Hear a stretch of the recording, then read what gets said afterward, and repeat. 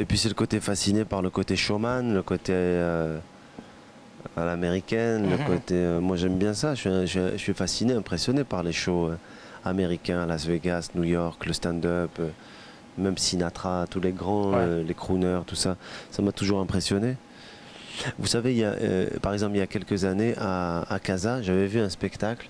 On ne parle plus du tout de lui, peut-être ça va vous paraître complètement dépassé, mais en même temps, c'est le premier homme qui a fait un show avec des danseuses, des musiciens, des imitations. Il faisait le comique, et cet homme s'appelait Hassani Dedir. Ah oui, bien sûr. Et Hassani Dedir, j'étais gamin, j'étais au complexe Mohamed V, je suis rentré là-dedans, et j'étais tout petit, quoi. Je devais avoir même pas, peut-être 10 ans, quoi.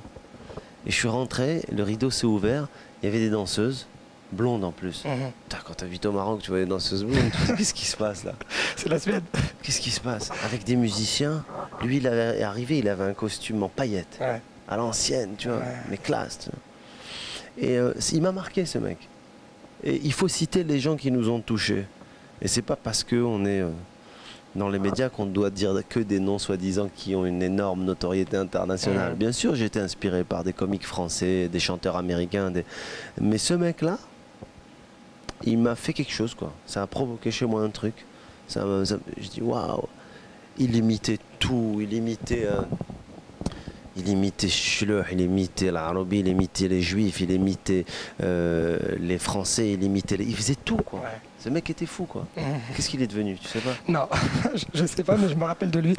Donc Hassani Dedir est une des personnes qui vous ont marqué quand vous étiez plus jeune. Une autre question, parce que vous vous défoncez beaucoup vraiment sur scène. Comment vous êtes physiquement après un spectacle? Très très fatigué en général, assez épuisé. Et puis j'ai besoin, alors avant j'en avais pas besoin, mais avec l'âge qui avance, il faut faire du sport maintenant. Mais pour moi c'est du sport tous les soirs, la scène. C'est 2 heures de marathon, quoi. Faites quel sport? Je cours, moi je cours. Voilà, je dis à quelqu'un de me voler quelque chose, putain, je vais aller. Sinon, quand vous êtes un des premiers à avoir tenté l'improvisation sur scène, exercice difficile et assez dangereux, vous dites que parfois le public est déroutant. Est-ce que vous avez des anecdotes où des fois ça a mal tourné? Ah, bien sûr. Bah, parce que le public il sort des trucs auxquels on ne s'attend pas. Il y a des fois des répliques du public. J'en ai parlé dans le spectacle, mais c'est vrai, par exemple. Un jour, il y a une dame qui m'avait dit ce truc-là que j'ai mis dans le spectacle. Elle m'avait dit à la fin du spectacle, vous êtes encore mieux qu'en vrai. Moi, je trouve que c'est des phrases que même si tu les inventes, quoi, tu vois, c'est terrible. Ou le mec qui m'a dit, ma femme vous adore et c'est réciproque. Il voulait dire moi aussi. Moi aussi, ouais. Donc c'était vraiment, il y a plein de choses.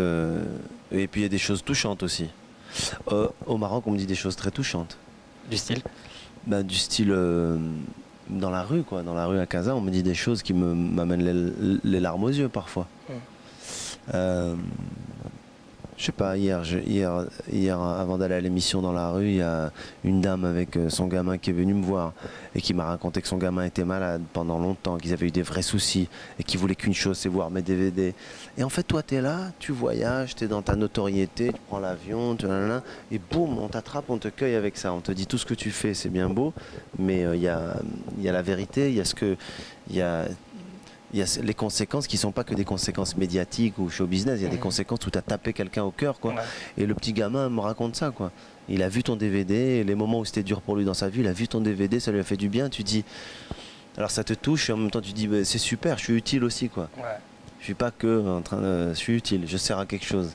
Clairement. Donc clairement, ça c'est bien, c'est bien. Clairement. Mais justement, à propos d'utilité, jamais vous n'avez fait de sketch sur la politique ou sur... tout ce qui est sujets sociaux. Est-ce que vous vous intéressez pas à la politique ou est-ce que vous voulez vous démarquer des autres? En fait, c'est pas me démarquer, c'est-à-dire que moi en général je fais de l'autobiographie et de l'observation.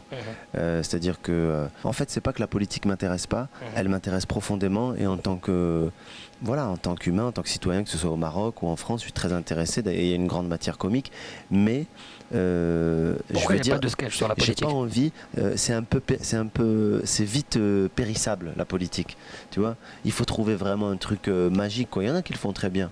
Et puis moi, ce qui m'intéresse, c'est l'humain. Qu'est-ce que je vais faire? Je vais faire des blagues sur, je vais dire ah Sarkozy il est petit. Ça y est, tout le monde l'a fait. Je vais faire, bah, dis donc, la droite, la gauche, machin. C'est déjà entendu, c'est déjà fait. fait. À moins d'avoir une idée brillante, mais peut-être je sais pas le faire aussi. Et c'est pas ma spécialité. Les gens que j'admire, d'ailleurs, ils font pas de politique. Jerry Seinfeld, il fait pas de politique. Ouais. Danny Boone, il fait pas de politique. Et en même temps, on en fait. On en fait par l'humain, par le social. Quand je joue un agent immobilier arabe qui s'appelle Abdrazak, qui loue des appartes, mais qui veut pas louer à des gens parce qu'ils sont français, ils sont pas étrangers, c'est ma manière de faire de la politique aussi. C'est ma manière d'expliquer aussi les choses. Quand je parle des clichés, quand je dis qu'on me dit en France oh t'es marocain, j'adore le couscous, c'est une manière de combattre les clichés et de dire je suis autre chose que ça. Maintenant simplement pour faire des vannes politiques, pour être soi-disant un peu transgressif, ou ça m'intéresse pas beaucoup. Moi j'aime observer les gens, les humains, leur comportement, comment ils parlent, comment ils marchent, c'est ça qui me passionne. On a parlé un peu de Gad, l'humoriste. On va parler de Gad un peu par rapport au cinéma. Vous avez tourné avec les plus grands en France, aux États-Unis, Woody Allen, Steven Spielberg avec Tintin qui sort en 2011. Vous avez fait plus de 20 films. Quels seraient les 3 meilleurs films pour Gad Elmaleh? Là je vais me fâcher avec 17 mecs, c'est ça que tu veux dire? C'est l'idée quoi. Voilà. Et des films très Si on devait importants. retenir, enfin, quels sont les films qui ont le plus marqué? Je vais peut-être pas en donner 3, mais comme ça au hasard, je vais piocher, aller au hasard, hors de prix. Comédie romantique avec Audrey Tautou. Pour plein de raisons, parce que c'est la première fois que j'ai eu l'occasion de jouer un rôle à la fois drôle, comique, mais avec du sens et beaucoup d'émotion. Et c'est un film qui a voyagé. Ouais. C'est-à-dire aujourd'hui, quand je vais aux États-Unis, on me parle de hors de prix, c'est fou quoi. C'est rare qu'un acteur qui soit pas américain, marocain ou français, ou franco-maroco-canadien, comme moi, soit reconnu aux États-Unis. C'est marginal, hein, c'est pas non plus la folie, mais on connaît ce film. Donc l'idée qu'il me fasse voyager, ça m'a plu. L'idée de travailler avec Pierre Salvadori, ça m'a plu. Chouchou, c'est un film important pour moi. Parce que jamais de ma vie, je pouvais imaginer que ça allait faire ce succès. Et puis c'est venu d'un délire, j'ai imaginé un personnage comme ça, et puis c'est un film que j'ai écrit. La Rafle, peut-être. La Rafle, c'est un film très important pour ce que ça raconte sur la rafle des enfants juifs pendant le Veldiv, pendant cette période horrible. Est-ce que c'était difficile de jouer dans La Rafle? Parce que là, c'était pas difficile parce que j'avais une réalisatrice qui était très informée sur le sujet, qui nous a très bien dirigés, donc j'avais juste à être. Mais c'était un peu. Tu tournes un sujet très sensible, tu vois, tu as tous les gamins, tous les figurants, tu dis merde, ça a existé vraiment ça. Donc quelque part contribuer à ce genre de projet, c'est important pour moi. Est-ce que c'était difficile de jouer votre personnage? Non, c'était pas difficile, c'était juste très émouvant quoi. Mais en même temps, j'ai envie de dire, il n'y a pas de différence pour moi dans l'importance d'un film entre une comédie ou un drame. Les comédies aussi, elles sont importantes parce qu'elles racontent. Et d'ailleurs, une comédie importante pour moi, c'est Salut Cousin, parce que ce film, c'est le tout premier. Ouais, c'est le premier film. 96. Voilà, c'est Merzak Alouache à qui je dois en fait le fait d'être entré dans le cinéma. Merzak, réalisateur algérien, cinéaste algérien, j'ai envie de dire, parce qu'il a fait des films très importants. Et c'est grâce à lui.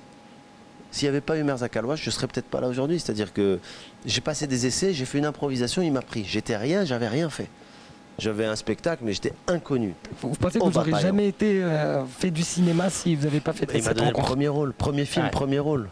C'est-à-dire j'apprenais en même temps à jouer et à pas marcher dans les câbles. C'est fou quoi. C'est pas mal quoi. Ce qui est bien avec vous, Gad, c'est que vous arrivez à tout faire. Parce que cette année, vous avez fait aussi un film. La cuisine. La cuisine, faites pas de cuisine. On va y arriver tout à l'heure. Il y a Choumicha qui s'en occupe. Très bien. Vous avez participé à un film d'animation. Hein, vous avez prêté votre voix au grand méchant Gru. Moi, moche et méchant. Voilà, moi, moche et méchant. Est-ce qu'il est sorti au Maroc? Oui, il est sorti au Maroc, exact. Et c'est la voix en français? Oui, c'est votre voix en français, exactement. Oui. Comment justement on arrive à choper cette voix de méchant? Celle de Gru. Il faut en tout cas voir le film plusieurs fois, il faut travailler sur le personnage et surtout le jouer comme si on ne jouait pas que pour la voix, mais moi je l'ai joué vraiment, quand je vois les images de moi en train de doubler, tu me vois en train de faire vraiment le personnage avec la gestuelle et tout, j'ai l'impression d'être vraiment très investi, j'ai pas l'impression de faire qu'une voix et c'est un exercice super. Hein. Pendant plusieurs jours, tu es là, tu regardes l'animation, tu refais les voix, j'aime beaucoup. Je l'ai fait 2-3 fois. Je l'ai fait pour B-Movie, le film de Jerry Seinfeld, et un petit truc dans Dr. Dolittle. Mais est-ce que c'est différent d'un film où c'est totalement différent. Mais tu es au service du personnage, tu es au service du dessin. Mais c'était super. Et puis c'est un film français qui a cartonné aux États-Unis et produit et distribué par les États-Unis, ce qui est assez rare. Tout à fait. C'est vrai, c'est vrai. Question qui va de soi. Hein. Si vous étiez le plus grand méchant du monde,